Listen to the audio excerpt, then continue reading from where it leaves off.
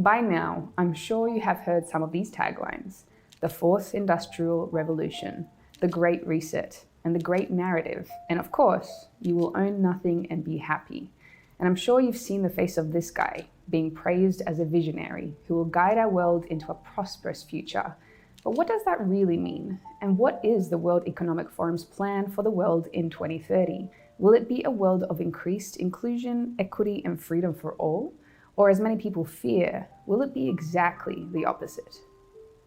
I'm not here to answer that question, but what I would like to do is propose a hypothetical future scenario.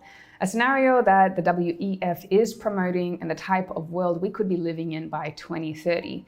A world where your property, your identity, your money could be owned and controlled by your government. To make my case today, I am going to be speaking about what I believe could be the three main pillars that surround the World Economic Forum's agenda for 2030 and discussing some of the things that they are promoting around the now famous event called the Great Reset. Before I start though, I just want you to keep two things in mind.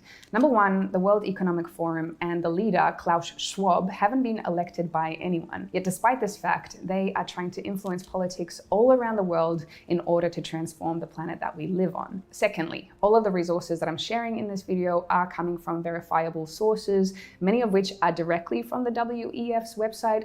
If you want to confirm any of the information, there is more info in the description. So let us discuss the three hypothetical pillars and how it might affect our lives. Pillar 1. Surveillance.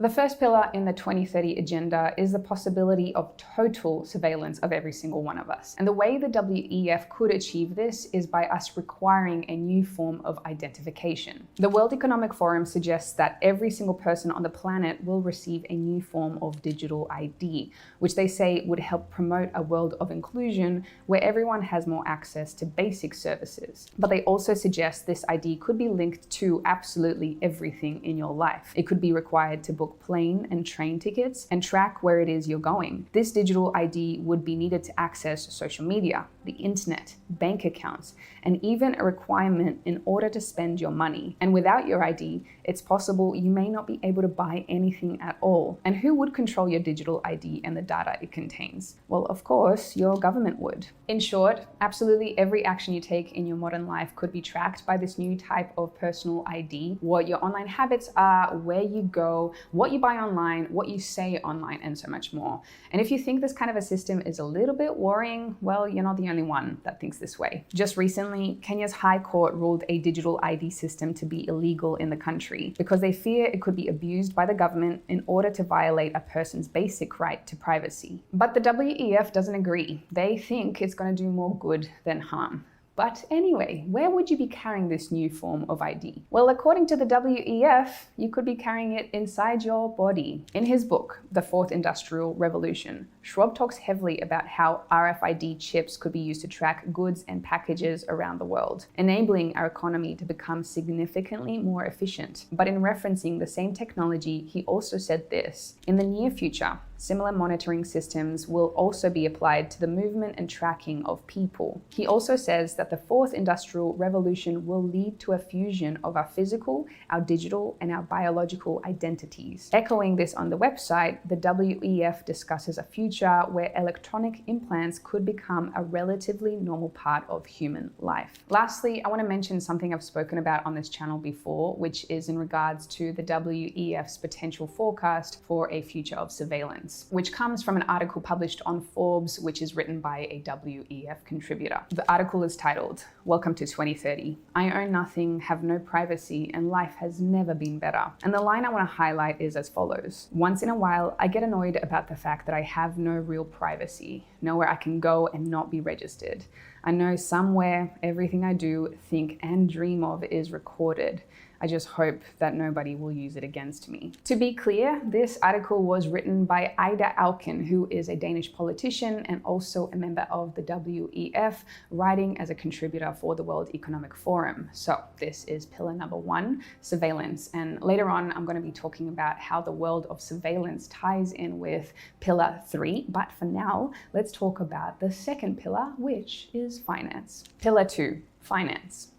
The next pillar of the Great Reset agenda could be around finance, and more specifically, putting more control of money and assets in the hands of the government. So you know the line, you will own nothing and you will be happy? Well, this is the pillar where this could be playing out. In multiple articles on their own website and elsewhere, the WEF predicts a world where people will no longer own most of the things they use in life. Instead, through a sharing economy, items like clothing and cooking equipment will be owned by your government and delivered to you when you need them. But according to a WEF member, sometimes you won't even need to decide what you need, because an algorithm that knows your tastes better than you do could make these choices for you instead. And your home? Well, soon that could be owned by the government as well, but you won't have to pay rent because someone else will be using your space when you're not there. In short, everything that you own now could soon hypothetically be owned by your government.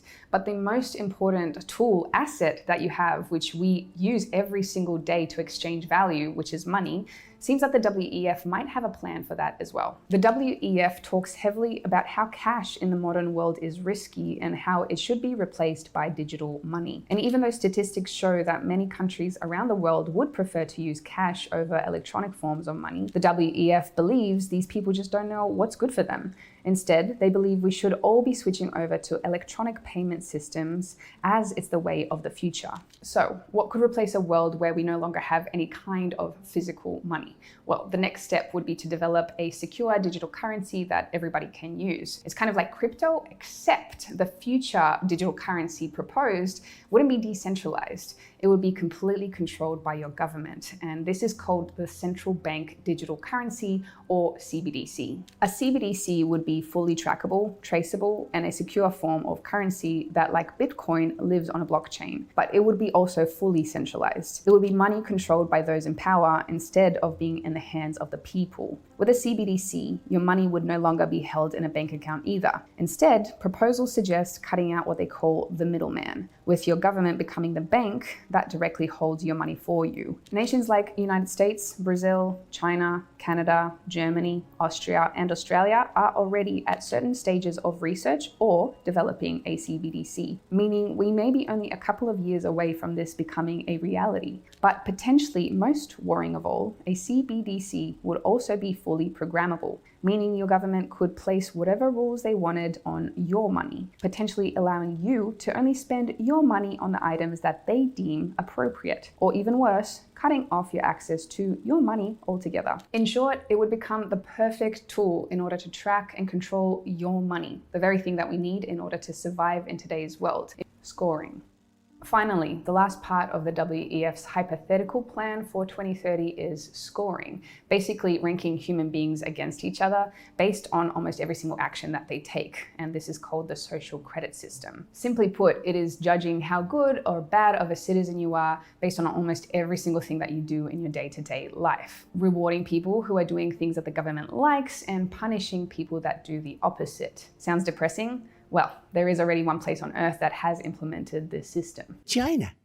Today, China has already the world's most restrictive social credit system. It's a system where citizens are ranked based on almost everything they do in day-to-day life, from how long they play video games to how well they drive, what their shopping habits are, and whether they buy too many luxury items, and especially what they say online, as well as who they associate with. If a person's score gets too low, they can lose access to things in life that many of us would argue are human rights. Things like a passport, bank loans, or access to putting their children in a good school. And if your score gets low enough, there are even reports the governments can come and take your dog away. Only a few years ago, China was already banning upwards of 20 million people a year from buying a plane or train ticket because their social credit score was too low. And guess who is a big fan of China's system and the country's current leader? You guessed it, this guy. Klaus Schwab recently gave China's president a glowing introduction at World Economic Forum event and praised Xi's leadership as well as his nation's economic achievements. Don't like the idea of a credit score?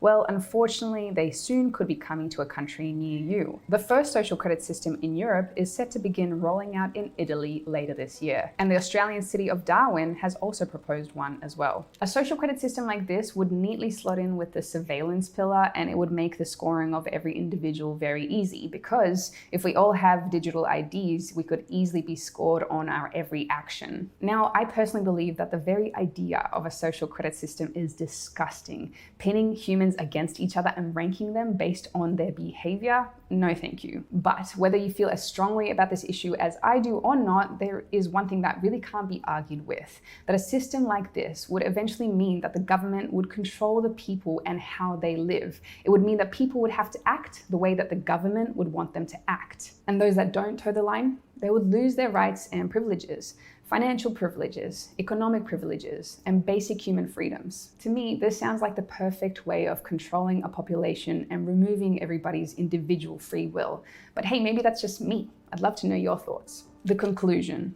In the end, these three hypothetical pillars seem to be pointing to one eventuality: absolute control. The control of people by tracking their every move. The control of a society by locking down its access to money and the things they need to survive. And the control of an individual's behavior and choices with a restrictive social credit system. And to me, it does seem like the WEF is promoting things that could make this kind of a system a reality. As I said at the start of this video, I really want you to make up your own mind about what you believe is going on. But as you do, just remember this: the WEF is an organization that none of us have elected.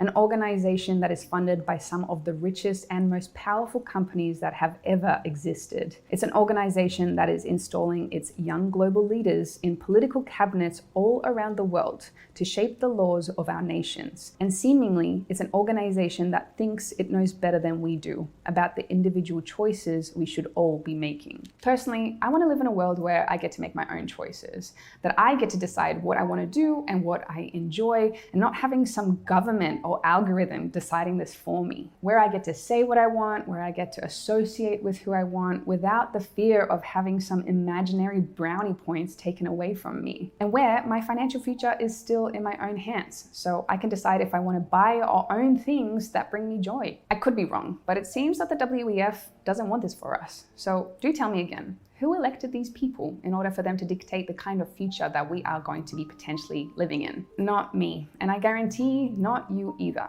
So let me know your thoughts below, and stay tuned for more on this topic very soon.